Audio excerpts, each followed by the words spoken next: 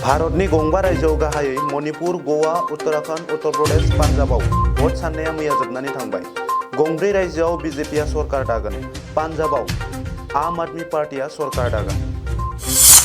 माजुलि उफ्रा बिसायख'थिनि भट साननाया मैया जोबनानै थांबाय। बीजेपीनि बिजाथि भुवन गामआ देरहासार जाबाय माजुलि बियाबनिफ्राय। इउक्रेननि सामियाव नांथानानै थानाय भारतनि 6 जौसा फरायसाफोरखौ लानानै एयार इन्डिया फ्लाइटआ दिल्लीसिम सफैबाय। रासिया आरो इउक्रेननि फरेन मिनिस्टारा तुर्कीयाव लोगो हमलायदों। क'क्राझाराव सिनाय मोनै दुथांफ्रा बेरलाव बेरथाव मुंनि सासे फोरोंगिरिखौ आथोन हास'नानै बुथारनानै गालांदों। मोनसे हादर मोनसे बिसायख'थि थियारि इलेक्शन कमिसना।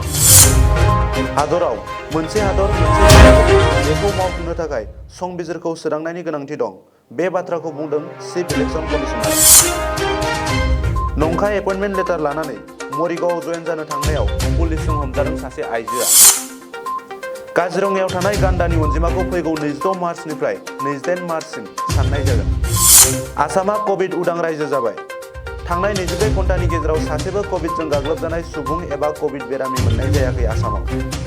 रासिया आरो इउक्रेननि दावहाया 16थि सानाव आगान होबाय, नाथाय दासिमबो रासियानि गाग्लोबनाया सोलिगासिनो।